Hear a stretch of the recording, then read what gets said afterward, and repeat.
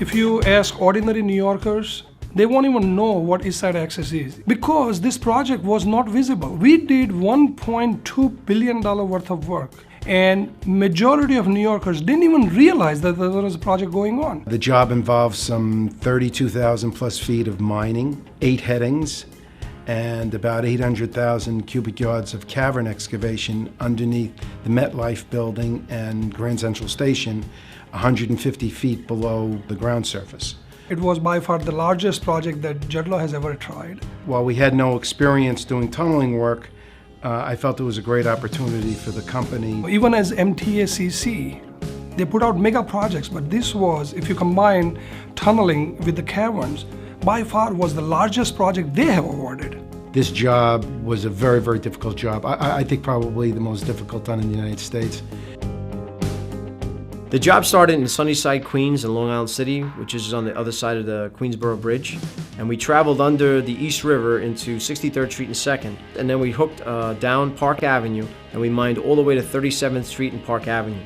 All the material that was removed at 37th Street and Park had to travel all the way back uptown in Manhattan, across the East River into the Long Island City. We mined all the material, transported it over 3 miles of conveyor, up and over Northern Boulevard in Queens, and trucked all the material out that.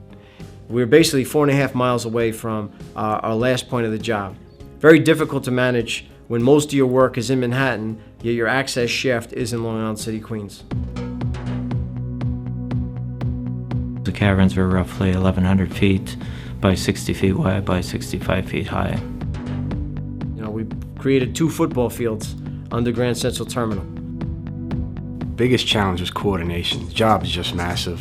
When you saw it on paper, it was simple to see it, but once you were in the tunnel, it was a whole different world in there. There was challenges with getting the men in, getting the men out.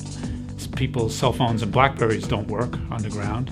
Because if you get one little thing, it's not like you can just say, oh, call upstairs and I'll have it here within 15, 20 minutes. It takes hours. So the challenge of managing your work at that location when major access was 3.5 to 4 miles away was a major challenge. It just made you, overanalyze and overthink things, which was a benefit because now I look at other things in the same manner. There's so many people working down there, so many different crews and so many operations working on top of each other that it's constantly evolving and changing. The fact that it was 3 shifts, right? 3 days were going by every day.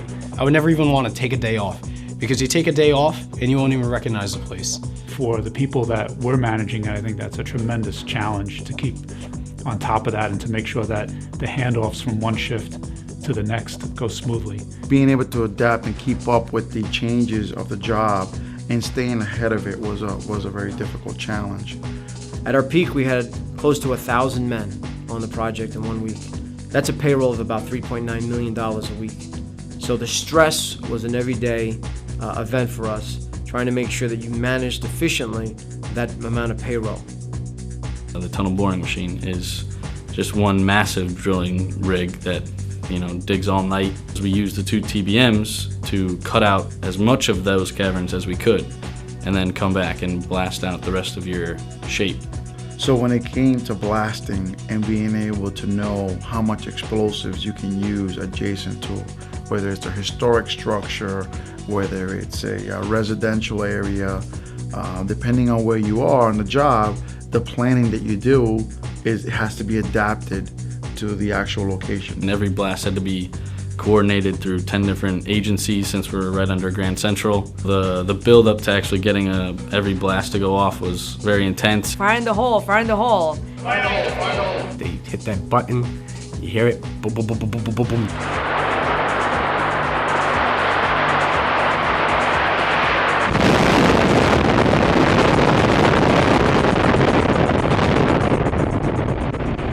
The whole ground shoot. It's cool every time. We've done something like 2,850 blasts on the job over the 7 years we were there. And only a handful were there issues where the vibration may have spiked or the peak particle velocity may have caused an issue. But there was no structural damage on the historical structure, there was no property damage, and there was no personal injury as a result of any of our blasts.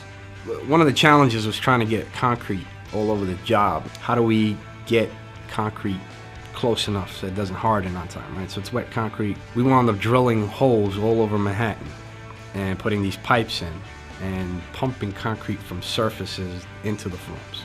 There were so many engineers, so many different areas of work, and the coordination that had to take place between one and the other. At times, we had to do whatever it took and be down there around the clock, whatever it took to make sure that the TBMs, they reached the end. How fast can you get them turned around, reassembled, and relaunched was the key. We had some very, very hardworking people, not only from Judlaw's side, but certainly from Dragados and from Schiavone Construction. And we worked very well as a team. We learned a lot from this project. It definitely made us a stronger organization, and we became much more resilient. By having completed this project, which is really, if not the largest, certainly one of the largest of its kind anywhere, I think it puts us in a great position for being competitive for that kind of work in New York or elsewhere in the future. Our partnership with OHL gives us even more experience and more depth in human resources to pursue more difficult work. This job was very critical to rail transportation in New York City. When the job is completed finally, which is right now predicted somewhere around 2020, it will definitely help all the commuters who take Long Island Railroad, especially who commute to East Side, but they have to actually take the train to West Side and then change it. It will definitely help reduce the overcrowding on Long Island Railroad, as well as cut back on the commute time. It's an engineering marvel. For anybody that's seen it and seen how it was constructed beneath Manhattan, 150 feet below the ground, and to see what we accomplished is pretty amazing. What you're building has a legacy that's going to be there for years and years to come. These are the kinds of projects that we're leaving behind for the future. You know, there will be people 100 years from now that will be riding this train system. I know that someday I'm going to be on that train, riding it in, and I can't wait to see that moment where those doors open up to that train. I can say, you know what, I built this. I was a part of this. I'm proud for myself, I'm proud for our company, and I'm proud of a great job that we did.